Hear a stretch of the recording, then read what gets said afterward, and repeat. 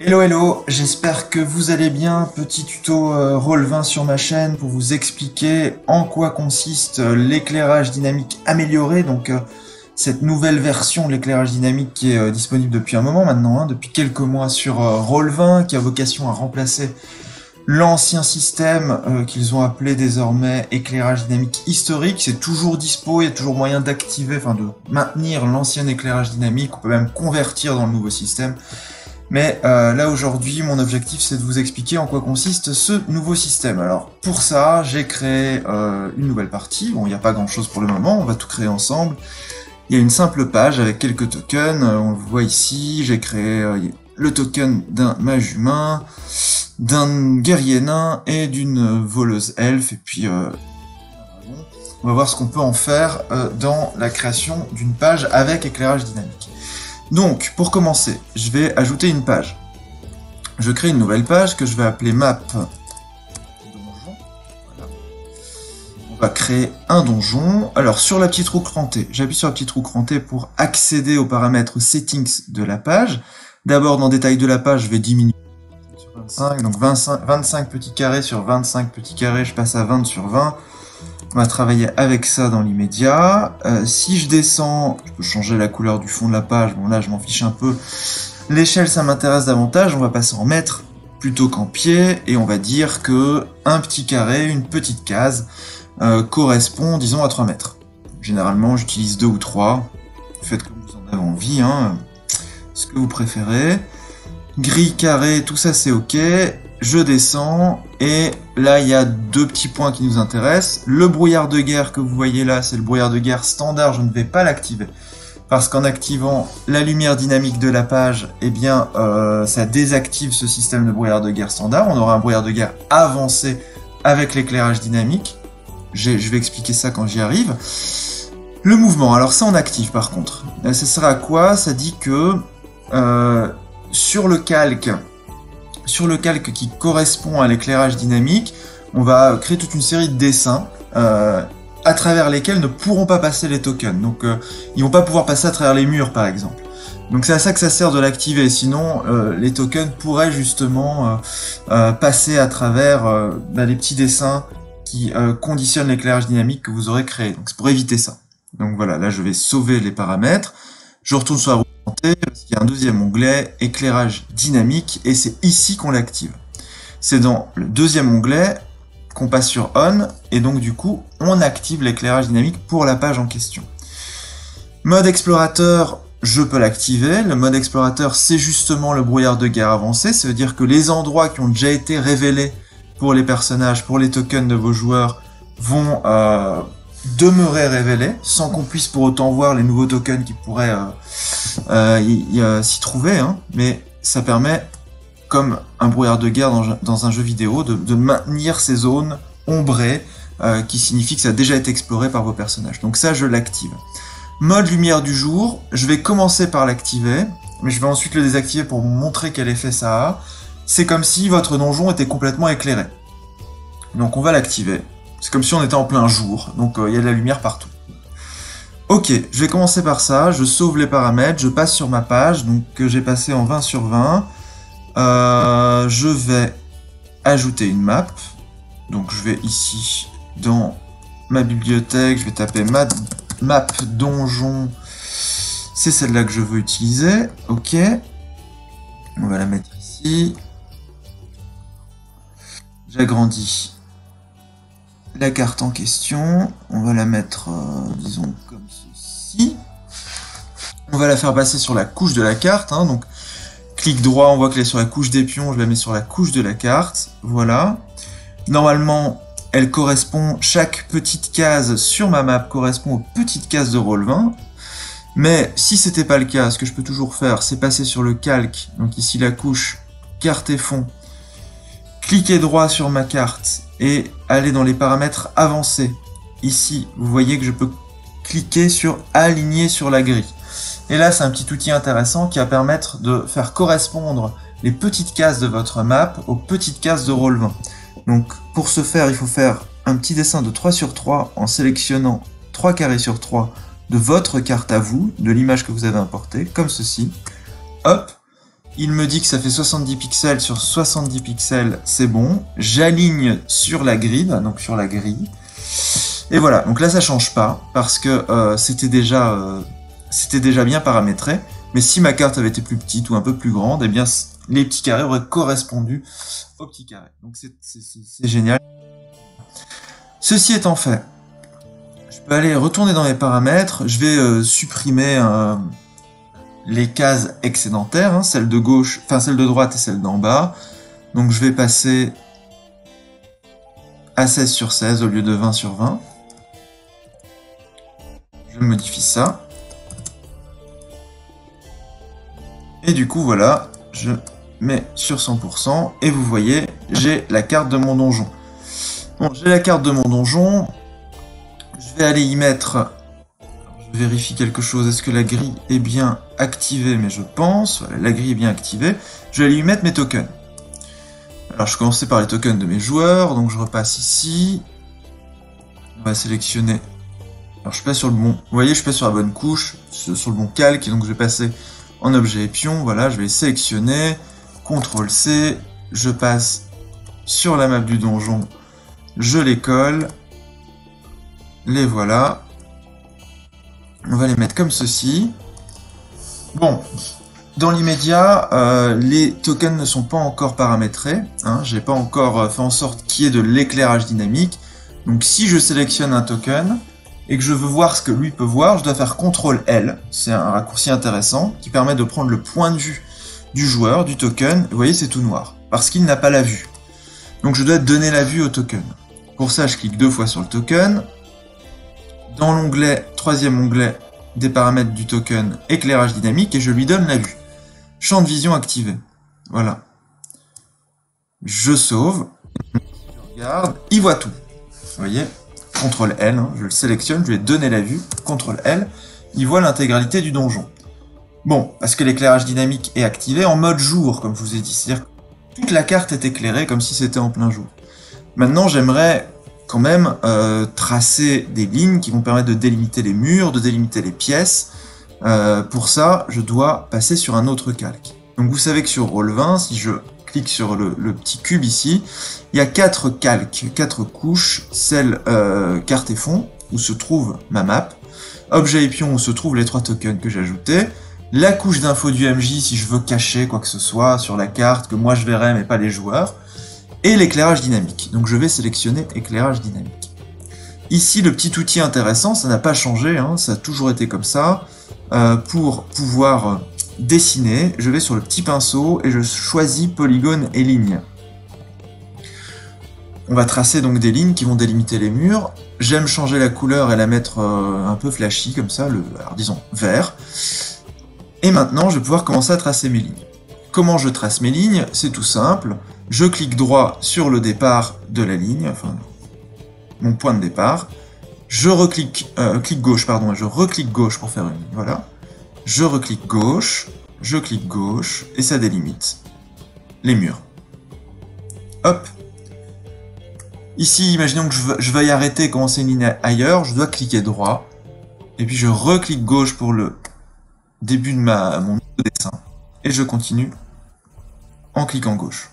Voilà, donc là je trace. Je suis le contour des murs pour pouvoir justement délimiter mon donjon. Alors je vais pas tout faire, hein.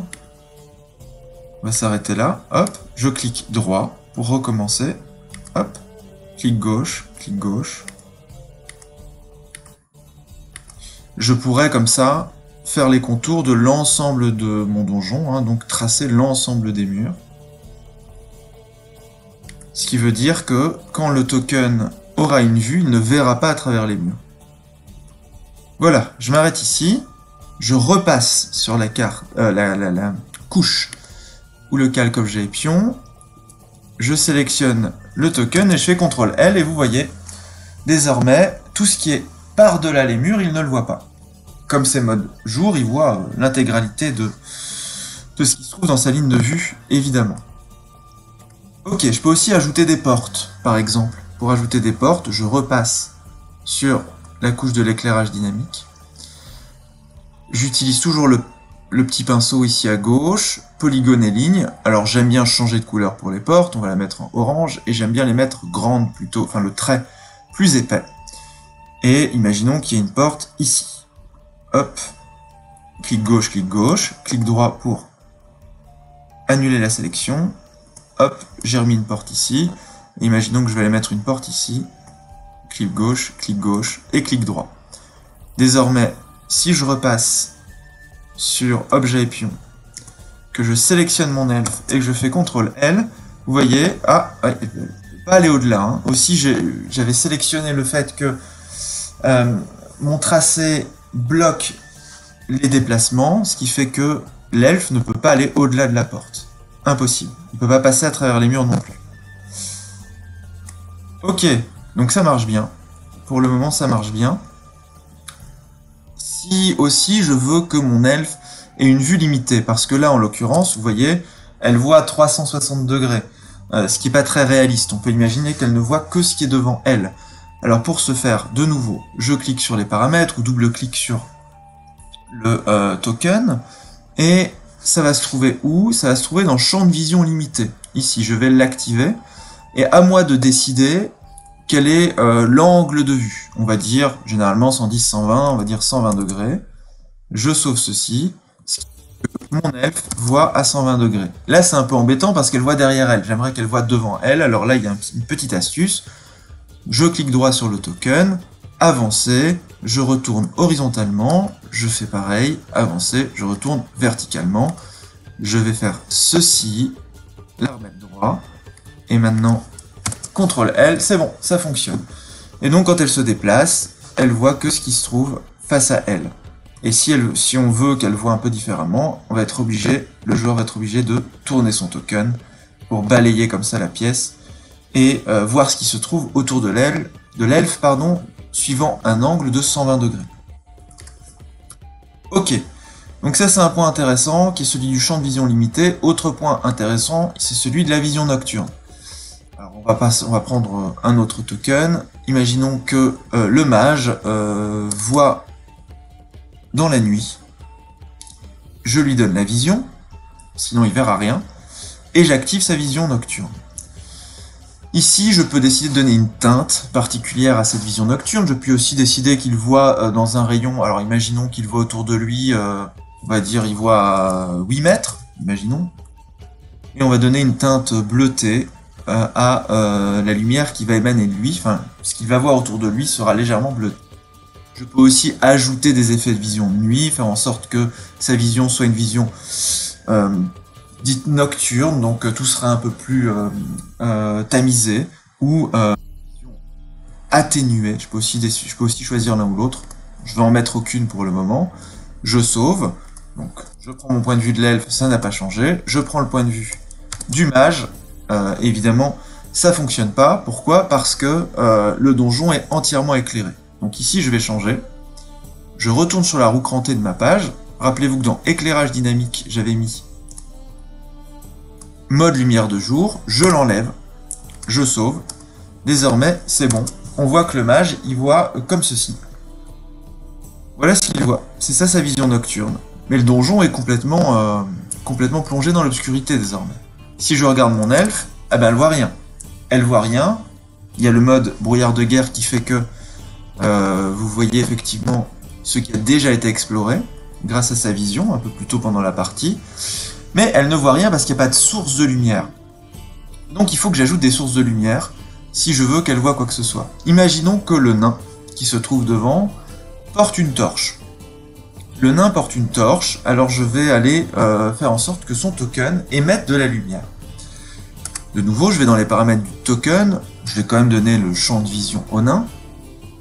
Disons qu'il n'a pas la vision nocturne, qu'il a un champ limité à 120 degrés lui aussi, voilà, et qu'il émette de la lumière. C'est une torche, on va dire que les paramètres de ma torche, c'est 13 mètres de lumière, dont 7 mètres de lumière vive, donc on va faire en sorte que durant les 7 premiers mètres autour du token du nain qui porte la torche, il y a 7 mètres de lumière vive, et puis au-delà de la lumière vive, il y a 6 mètres de lumière atténuée, tamisée. Je peux régler ici l'intensité de la lumière, disons que c'est comme ceci. On va s'en tenir à ça pour le moment. Je sauve les paramètres. Si je prends mon ing, je fais CTRL-L. Alors vous voyez, nouveau problème, hein, il y avait la même chose avec mon elfe.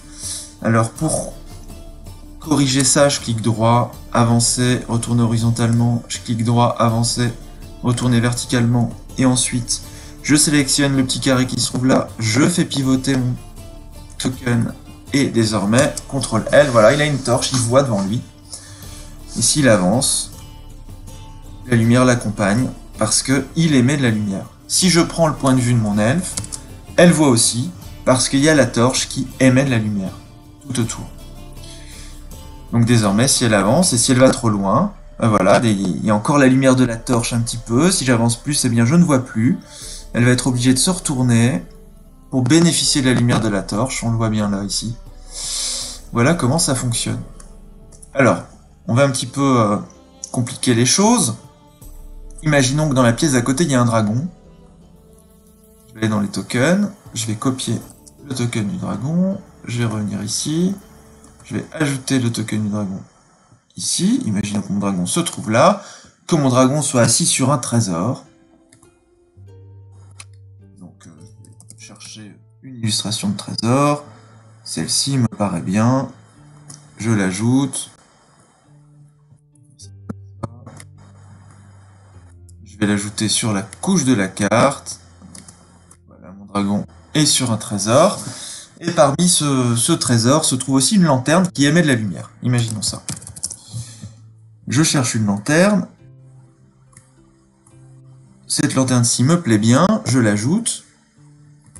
Petite astuce, si je ne veux pas que la lanterne se trouve corresponde exactement à une case, je peux faire Alt, je maintiens Alt, appuyer, et je peux la mettre où je veux, vous voyez ?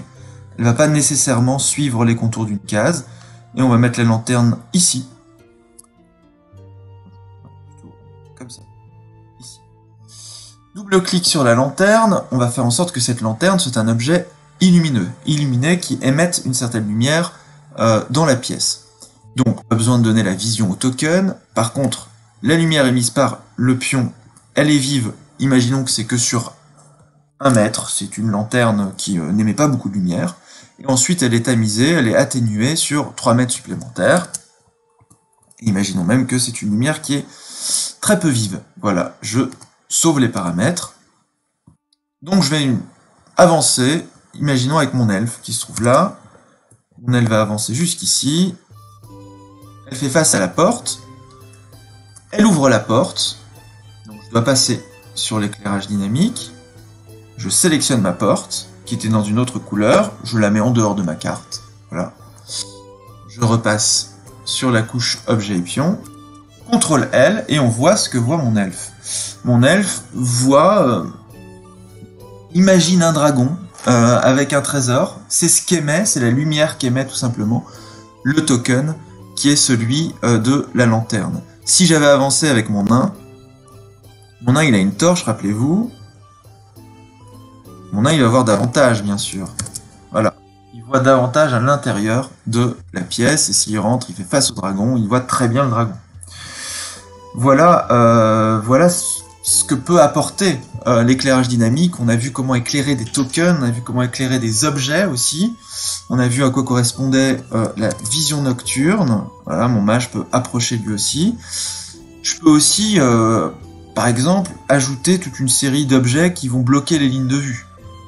Imaginons qu'il y a une colonne qui se trouve ici au milieu de la pièce, je sais pas, ici par exemple. Alors je peux faire ça, hein, je vais aller dans la bibliothèque, je cherche une colonne. Voilà, celle-là elle me plaît bien. Imaginons que je la mette ici, comme ça.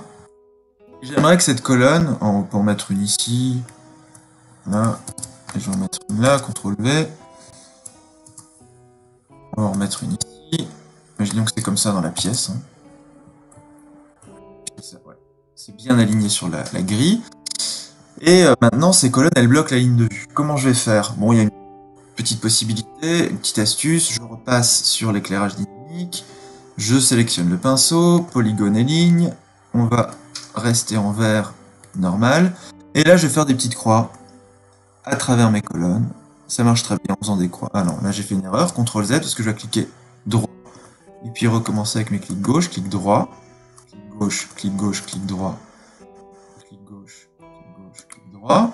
La même chose pour mes 4 colonnes.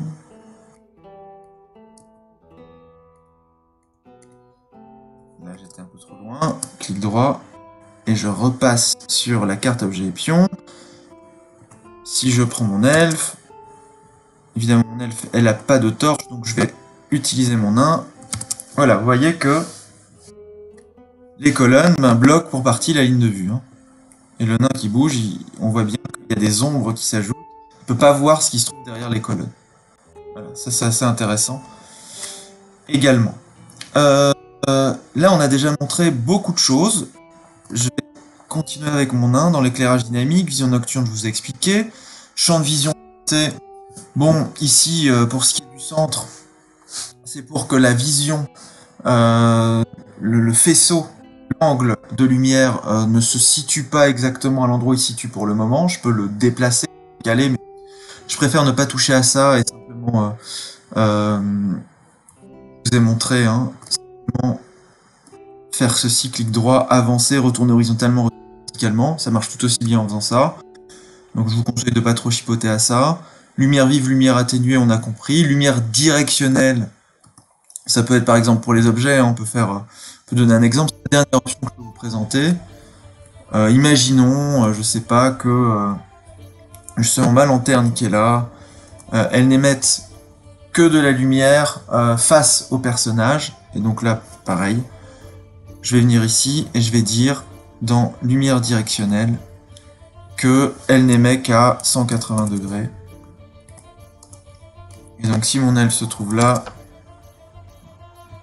il se retourne, vous voyez, il y a de la lumière que sur 180 degrés face à l'elfe, alors que si j'avais mis 360, et bien là, CTRL L, mon elfe voit complètement la lumière qui est autour de la lanterne. Donc on peut décider que l'objet lumineux ne va émettre de la lumière que suivant un certain rayon, en déterminant l'angle en question. Voilà. Ok, ben vous avez ici l'essentiel de ce qu'il faut savoir pour pouvoir jouer comme ça avec l'éclairage dynamique avancé, amélioré, c'est ça le nouveau nom que propose Roll20. J'espère que ce tuto va vous être utile. On s'arrête ici, n'hésitez pas à poser des questions en commentaire. Et bonne journée ou bonne soirée à toutes et tous.